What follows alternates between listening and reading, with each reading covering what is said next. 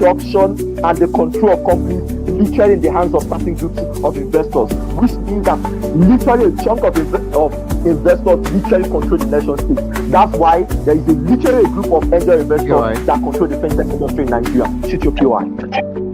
So from AG, so even if what you're saying is true, we think the vast POI is out of order. It's projected time. No, like the POI took it before time, like he could continue. Like it doesn't work that way. Okay. Like the POI doesn't have to end before the projected time. Like it can enter into the projected time. Like anyways, like sorry Ajake, like I really wanted to hear the POI. Let's talk about the other thing then in terms of engagement. I'm going to talk about two things. The first is where we have like the better sustainability of individuals. I think the first thing to note here, just to flag, is that there is literally no burden on us to prove like a comparative and what it looks like. But secondly, most of the benefits that exist on OG manifest regardless of the glorification. So investors would always invest in startups regardless of the glorification, insofar as individuals want to invest in profitable businesses. But secondly, things like hackathons and other models of startups organizations literally still occurs on our own side of the house. For all of these reasons, DLO.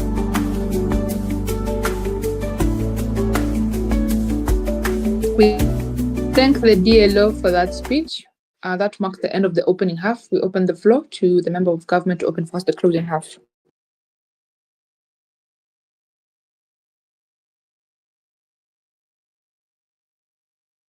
Okay, guys. Am I audible? Yes, you are. Okay, cool. So, what's the name? Aristotle, sorry about the glitch with your POI timer.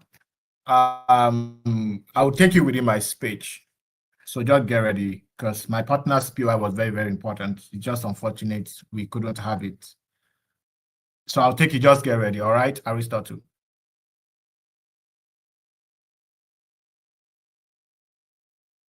Okay, so like I said, I'll take POI. I'll most likely take both teams. So you guys just get ready, but I'll be prioritizing opening opposition for that extension engagement. Okay, so the name is Dominic, guys. Ajake will be the second speaker for our team, and then I'll be starting my speech shortly. What's wrong with this system?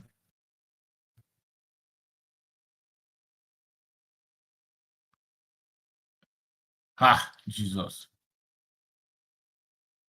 Okay, it's up. All right, so oh, check, please just give me about 30 seconds. My system is hanging. I need to see my timer on my screen. Just give me about 30 seconds, please.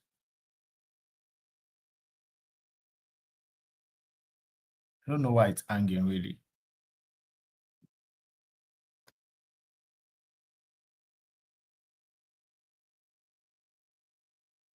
Okay, so just not to waste your time, I think I'll just use my camera timer. Okay, so starting my speech in 3, 2, let's go. From closing government, we would answer just 2 specific questions. The first is the glorification as bad when compared with what the worst case scenario of the alternative looks like?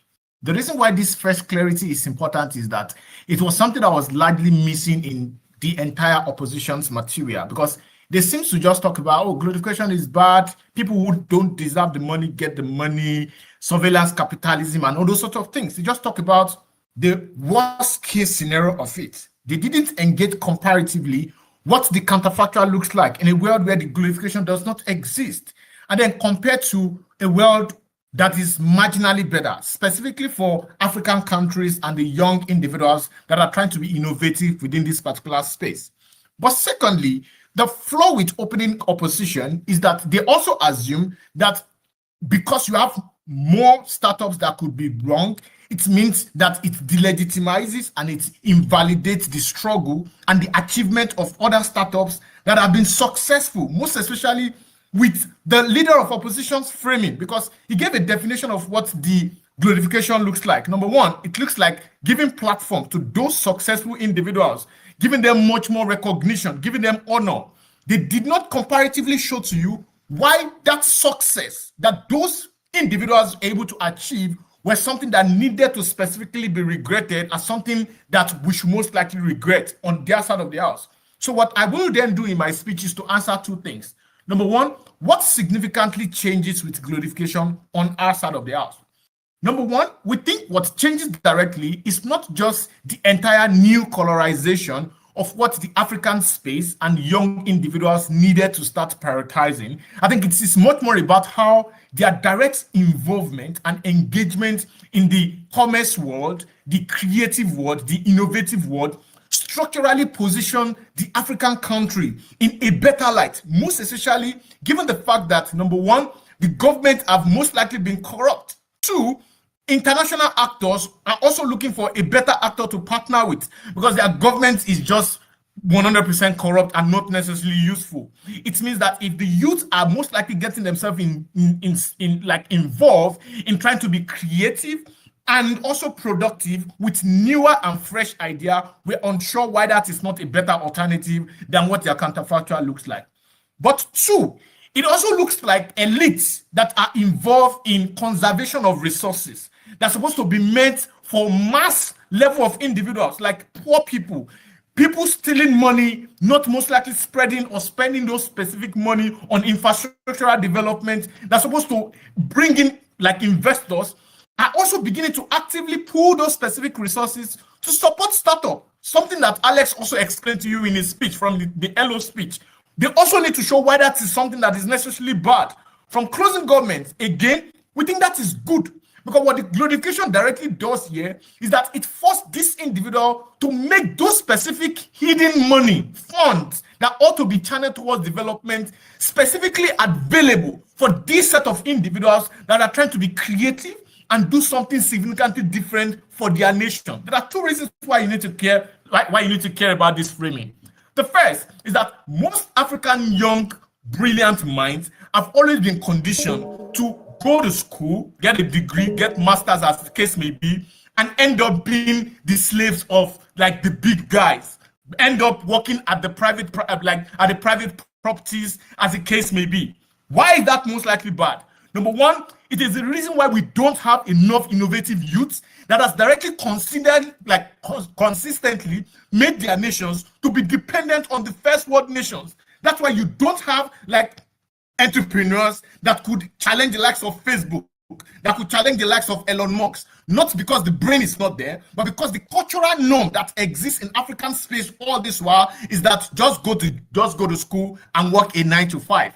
If we begin to have individuals that think that even if their idea is not as perfect, like opening opposition sort of like make you to believe, but those imperfect ideas are able to tailor their specific utility into solving immediate problem in their specific society, thereby channeling and driving entrepreneurial change, we think that is most likely better for two reasons.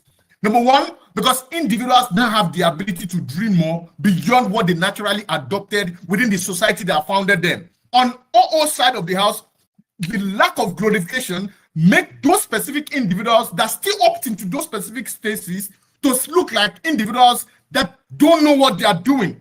So if it is all about giving them platform or probably giving them award, we think it is nice because what it does is it legitimizes those specific choice in as much as it does not necessarily harm anybody within those specific regard.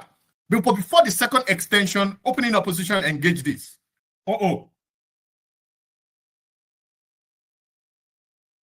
Okay, the idea here is, I think the impact is far overreaching on your end, insofar as the examples you do point out, most Africans don't have the necessary technology to carry out that scale of impact, which means that it's still not normative fintech stuff.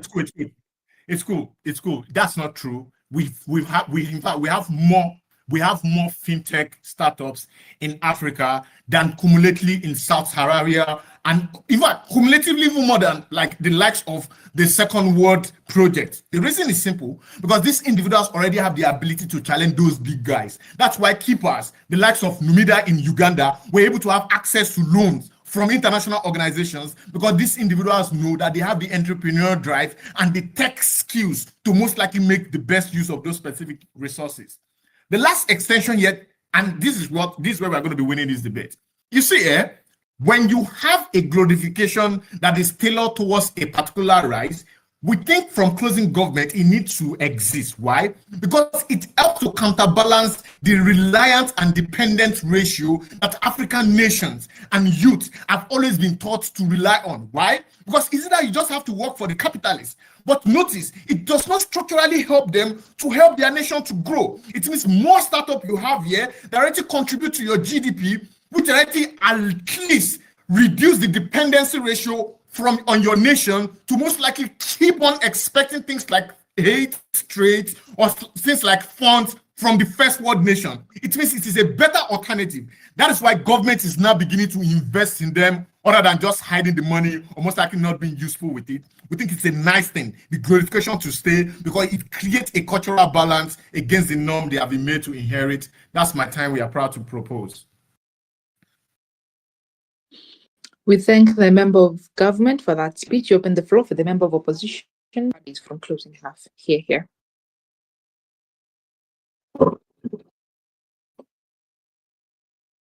Okay, I just want to make sure. Am I audible? Yes, you are. Okay, thank you. Starting my speech in 3, 2, 1. Chair, there's a large misunderstanding of what this debate ought to be about and what it ought not be about. Note, the debate isn't about whether or not startup companies are a good or a bad thing. The debate essentially is about the glorification of startup culture and what essentially that means for society, what essentially that means for individuals, and this particular space in general. A couple of things that you don't get from any other side in the house that we will speak to you about. Firstly, when do we not support something? 2 reasons. Number one, when it disrupts the current system which is in place. But number two, and very importantly, when it forces individuals to be in pursuit of a metric of success, which is not something that they actually want to do, but something that is placed on them by society. But quickly, what does the glorification actually look like? A true definition, and what does that mean for society?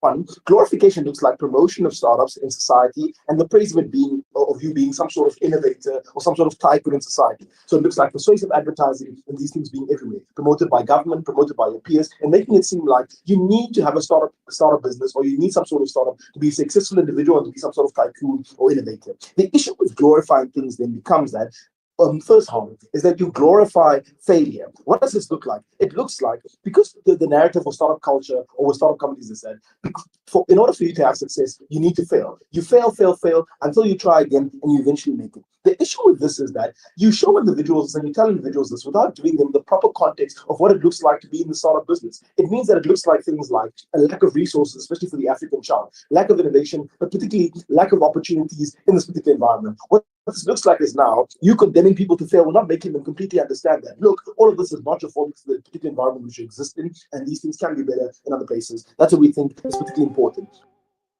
Much of the successes in startup culture, we think it's an anomaly. Like there's only one Elon Musk, there's only one Mark Zuckerberg. But anyways, debate isn't about whether or not startups are a good or bad thing. It's more about the glorification and why it's particularly important in today's debate. But quickly, let me give you a couple of responses to what we heard from OG and then from CG, and then quickly going to get into my 2 points of unique and speculator. Cool. What is the things that we hear? We hear that one, less glorifications mean inaccessibility to information. We have 2 responses. We think that one, information can exist without glorification. We think that's like a false narrative that they're trying to push. People can have information about stuff without it being particularly glorified. Like everyone knows that you can be a rapper, for example, but that doesn't mean it's like a glorified thing. Accessibility information is still there. Then we have this whole idea about how innovation exists. Innovation only exists with glorification. We think that people like Elon Musk started PayPal before the glorification of startup companies. So it means that individuals that want to start startups and that have these ideas will still do these particular things because they want to. The issue is that now you're making the success metric that you must have a startup business or you must have some sort of innovation to be considered something in society. We think that's particularly problematic. Then they talk to us about how we need startups to solve problems. We think 2 things. Number one, the debate isn't about whether or not startups are a good or bad thing. It's just mainly about the glorification. So the thing about solving new issues isn't really relevant in the debate. Then we hear this whole idea of economic stimulation. 2 responses. We think that one, all the arguments are based on the benefits of startup as opposed to glorification. But secondly, even if in the beginning of when you start a startup business, we think that one, there's only like maybe 5 or 6 people working there. So that economic stimulation they talk about doesn't actually exist when you have a startup business in the beginning. But secondly, it only comes at a point where you make a success of that business. You explain theory as an anomaly. So like this then from CG, we get this whole idea about other successful startup companies. A couple of responses. We think that one, that's a false dichotomy largely. We think that the alternative to glorification isn't necessarily that you condemn startup companies. It just means that you don't give these companies the particular praise they talk to us about in society. So cool. Let me give you my 2 points of analytical extension and why we think it's important. Firstly, we think that it trivializes the metric for success in society, but secondly, it shifts blame from the system reform to individual responsibility. Firstly, on trivializing the metrics of success. Why is this true? We think that you make people feel as though to be a successful, be considered some sort of noteworthy person in society, you ought to be like this innovator or tycoon. So it's no longer okay to work some sort of a normal job or to be like a normal honorable member of society. That's what we think is particularly important. But secondly, and the big issue is that hustle and startup culture leads to things like people believing that if you work a conventional job, you're looked at as like someone who's in a rat race. So if you work a 9 to 5, it makes it seem like you're not someone that's special enough or someone that does important enough things in society that we think is particularly harmful because every single individual contributes towards society building. Why is this particular idea important? We think that failure with lack of resources. People don't understand in the context which we live, it's not just about having a great idea. I have great ideas, for example, for good businesses, but these particular things don't work if you're not equipped, there's not enough resources and finances. Very, very important. Second point of analytical extension, what we think is second important in this debate, and it's something that you hear uniquely also from psychological opposition. We think that it shifts blame from the system, from system reform as government to individual responsibility. Why is this particular idea of analytical extension true? Firstly, we think that individuals now feel like if you don't make it as a person in society, or if you're not some form of success, it's because you can't come up with an idea that's good or innovative enough to make something of yourself. You can't amass enough money. In this particular environment. We think that it's not just about your idea being good enough, but it's also about government making sure that opportunities are provided for you in this particular scenario. What we now think to do, an important part of this extension panel, please take note of this, is that you create a platform where government can totally run away from this responsibility and be like, hey, Chai, if you're not a successful person in society, it most likely means you're not working hard enough to make an active success of yourself, as opposed to it being the responsibility of government.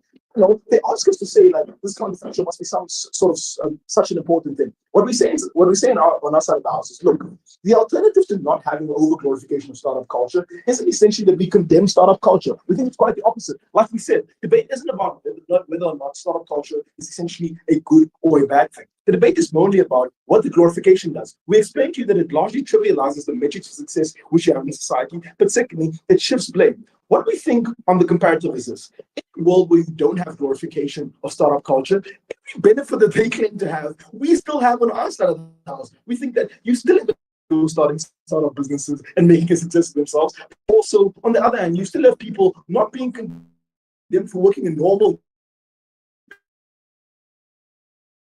condemned or being in the rat race. The issue that you create is you force every individual to try and have something and be in this particular scenario, or not giving these individuals the proper understanding and context as to how these particular things work and what the nature of startups actually is. You sort of condemn people to failure. What we think is particularly important is comparatively.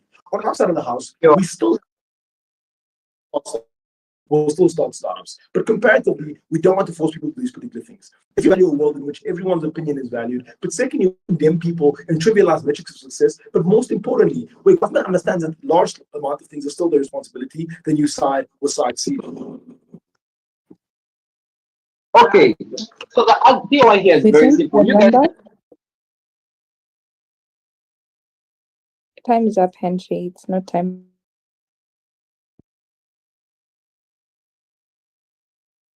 Excuse me?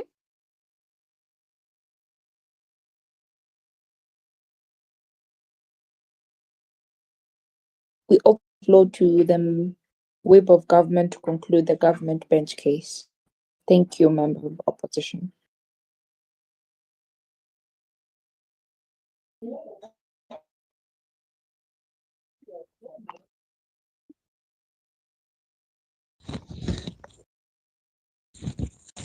Okay, can you hear me?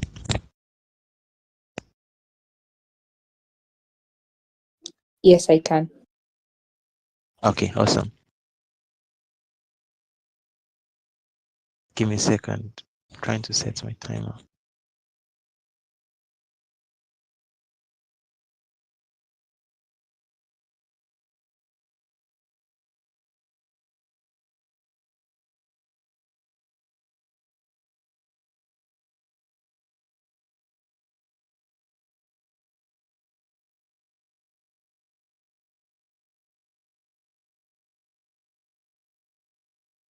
Okay. Awesome. So, for POIs, you can unmute and ask. Yeah. So, I'm going to start my speech in 3, 2, 1. I'm just going to start with what CG brings to the debate. Then I'll go to what CO brings to the debate, and I'll go to OO, and then show you why we're better than OG. Right. So with CG, with CO says that the problem with glorification is that it shifts the burden away from what government is supposed to do, and then shift the blame on citizens. That the reason you're not succeeding is because you're not embracing certain startups and to be able to help your country. But then, while in the recent government has failed this sort of people, and this glorification kind of blame the people for the failure of government, right? There are two reasons why this is not true. The first is that in most states where startups strive are in capitalistic states. This means that these states already prioritize the existence of private property. There are three reasons why this is bad. First, private property within those kind of states are already very exploitative because of the entrenchment of elitism. Secondly, the existence of capitalism within those sort of regards only benefits the gerontocratic, people, the older people who have massive level of resources, and these are the people in government. Three, capitalism in its worst form, to a large extent, is anti the narrative of direct opposition because they would always want to maintain that level of economic hegemony. These three reasons shows two things. First, that it is the duty of government to help citizens who have the intention to go into startup. But then secondly, it is also their duty to proliferate a narrative that encourages them to tap into that level of private property, because that is the extent to which they could grow in that capitalistic state. There are two reasons why this is much more important than what CO gives to you. First, it means that government, to a large extent, is not shifting blame, but otherwise helping young people to hand up their potential in an already capitalistic society. This manifests in various ways, like antitrust laws, that also ensures that competitions are engaged fairly. Secondly, it also engages in various ways that ensure that the extent of capitalism does not mean you unfairly buy out young people and their innovations. They can sue you to court for patent violations and all those sort of things. This means that it is not a system of blame shifting, but a system that equips these particular young people to be able to survive in an already capitalistic world. This means that CG's case is out of the window, given the fact that there are no blame shifts in here. And then the extent to which government have really done this thing through antitrust laws means that they are very accountable to this process of accountability and how this glorification manifests. The second thing to say here, which came from CG, is that people, you glorify success, right? Because to a large extent, you glorify, how success should look like, and then people in the real sense fail. OO adds up to this by saying that when you glorify something, you only show the better part of it, and then people don't know that you could actually fail in the long run because all these stuff things are not being pushed out. This is how we engage this, right? There are two responses to this. First, in a capitalistic world, a lot of people are already aware of the risk management of going into whatever business they want to go into. But this is why many young people shy out of starting their own business, because they are afraid of risk. The older guys are so willing to take this risk and fail always, but then that's why they are at the top, because they could always take up the risk young people wouldn't want to take, right?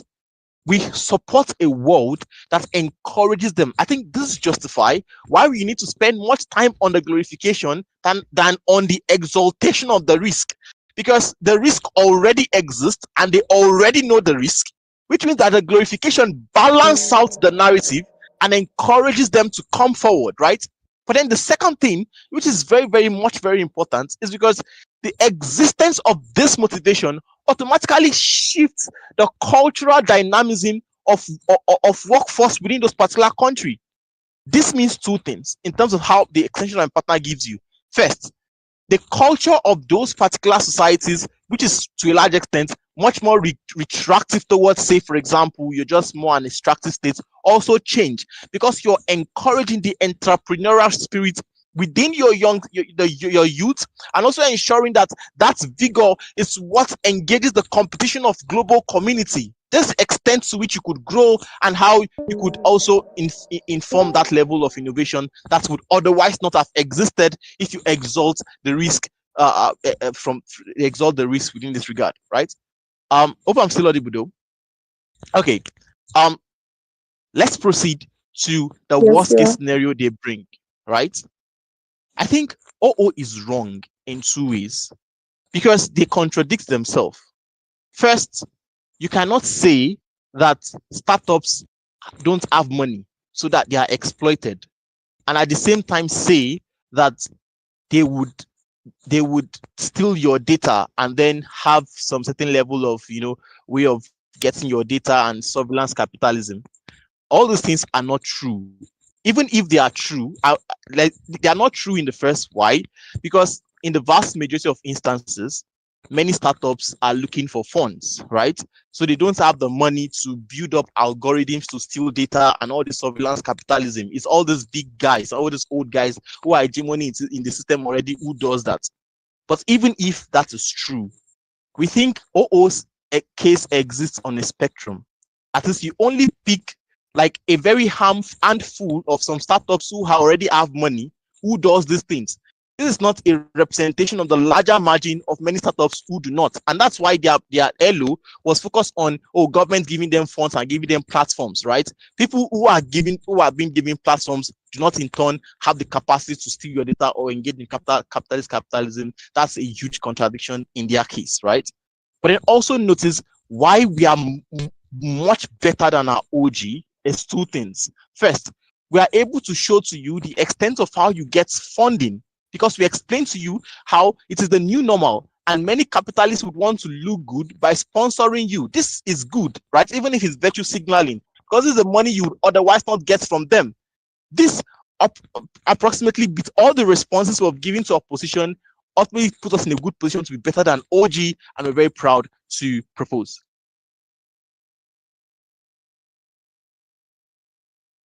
We thank the web of government, including the government bench case. We open the floor to the web of opposition to conclude for us the debate. Here. I'd like to confirm that I'm audible.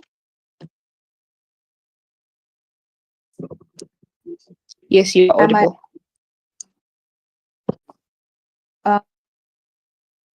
Let's see. I will speech in 3, 2, 1.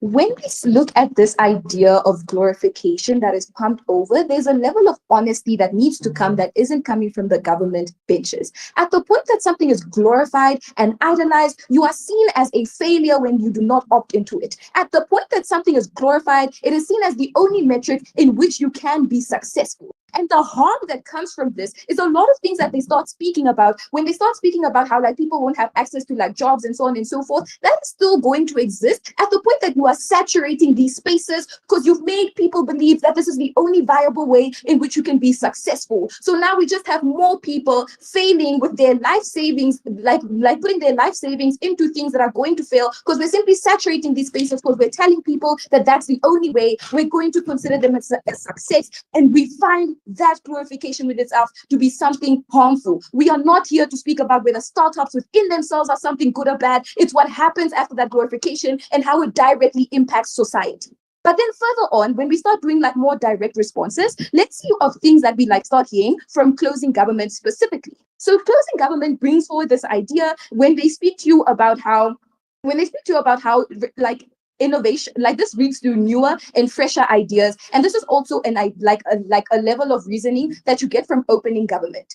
Wow, we don't believe that this is actually going to happen because at the point that, again, you start glorifying something, you begin to idolize it. And when you idolize it, you look at the quickest way in order to be remembered and the quickest way in order to be something that trends and someone that we look at when you start having like these specific types of idols. So we don't believe that the ideas that people bring forward are even going to be ideas that fundamentally solve an issue in their space. It's just going to be something that they believe, like this is going to be something that they believe can get their name put forward, because that's the way in which we measure your success. So we don't even believe that the ideas that we're going to get, like that we're going to get in this first place, are new and fresh ideas, because people are simply just going to buy into ideas of whatever makes them look cool. So then even in that sense, we're not really solving a lot of issues that they're talking about, right? And then further on, when they also then speak about how like glorification at some point forces hidden money to come up, why we don't buy into this idea or how it suddenly builds an incentive for your government to kind of like fund you, we believe that when you glorify someone, you're telling the mass amount of people in order to do this thing. The problem is, even if that hidden money somehow comes up, to fund all of the people that you now forced into this space due to that glorification. So we don't believe that there's a level of government funding that's going to exist in order to like pour into each and every single one of these ideas. So because of that, this glorification again is just something that we do not support, because we understand the nature of startups. We know that startups are often something that are volatile. We know that a large number of startups fail. And at the point that we're pushing more people into this thing that is most likely going to fail, that is something that we don't want to do, because again, the metrics of success here are very, very, very slim, and we don't believe that glorifying it and making this thing look like the way in which you succeed is something good when they are most likely going to fail. And that's what Abraham tells you fundamentally, right? And then furthermore, when we also then speak about like how these people, this is an idea that we get from both government benches, how these people are aware of the level of risk management, so they know what they're getting themselves into. Is that one, from the characterization that we get fully in this debate about what these people look like, these are people that are like desperate in order to stimulate the economy in like particular types of ways. And we believe that this fundamentally blinds their judgment, because they aren't going to consider or fully consider the risk that they should be considering in order to like participate in these spaces, because the only thing that they're looking at right now is that they want to be remembered, they want to be idolized, and they want to make money within these cases. So we don't believe that they're actually going to assess these risks properly. And already startups are something that are very volatile at the point that you understand the risk. So when even less people are understanding the risk, because as you said, you're going to romanticize this and make it look the most persuasive, so you won't be showing people the realities of failure, because that's not what romanticization looks like within itself. You'll just be showing people that this is something viable. So they are not even able to properly assess the risk on your side of the house, as you are trying to say, right? And then furthermore, when we also then speak about when we also then look at their response into ideas, how this shift burdens away and so on and so forth, and how this glorification is going to make governments buy into these startups. Even if we buy into your idea, at the point that 15,000 people within an African state now feel creative enough in order to push forward a startup, the government is not able to fund all those people. And maybe at most 10 of them will be funded. The rest of those people still fail. The rest of those people are still put in a position where they pump their money into something that was never viable to begin with, simply because of this. And then another reason why we believe this is harmful is because, again, as Abraham tells you, this level of startups and this level of innovation are able to exist without glorification. That information is very free to you. As long as you have good ideas, and he even paints you the picture of like Elon Musk, as long as those good ideas will manifest. And we think that it's a lot better when it's people that simply genuinely want to solve issues buying into this thing, rather than when you glorify it and people that hearts aren't really in it, but they simply want to be remembered and they simply want to be idolized in society, are the ones buying into this thing. We then don't believe that you're actually going to maximize the best that you can get from startups in that sense, right? But then furthermore, let's see ideas that we get from like opening government, right? So then even when we speak about this idea of how even then again, when we speak about this idea of how these things can that this is going to fix governmental failures. Abraham goes into depth when he shows you that this is not going to fix governmental failures. It simply gives your government a buyout. It simply gives your government a level of excuse and to shift blame onto you. Because at the point that the state failed you at the simple way of stimulating an economy where a job for you is possible, they can simply say that the reason you are suffering right now is because you're not grinding hard enough, bro. You're not doing enough. You're not going out there and being innovative enough in order to succeed within that environment. So all it does is fundamentally give your state a cop out, and we believe that that is something harmful, because your state's obligation to you was at least to give you that level of out of bounds, where you aren't fundamentally suffering. So then at the point that you're giving the state leverage on you, that they can shift blame on you and say that it is simply your fault that you are failing, we believe that that is something that is then again fundamentally harmful, right? So then furthermore, what are things that Abraham tells you and why should we value them? When Abraham tells you that at the point that we are glorifying failure, telling people constantly that you need to fail to succeed, and they keep going through these things and they keep wasting that level of money when at the society currently, we find that again very harmful. We find that again to just be something that is fundamentally harmful. And then on my last response, when we speak about these like old people at the top being able to take risks, the reason they're able to take risks is because they came up with those innovative ideas very early on and they have the money to do so. It is not okay to push levels and levels of young people into spaces where they are likely to fail and they do not have that same economic backing in order to do that. And with that, I couldn't be prouder to oppose. We thank the whip of opposition for that speech. That marks the end of the debate. Kindly note that this is a closed round, so there's no feedback given. My panelists, we can meet in the adjourn.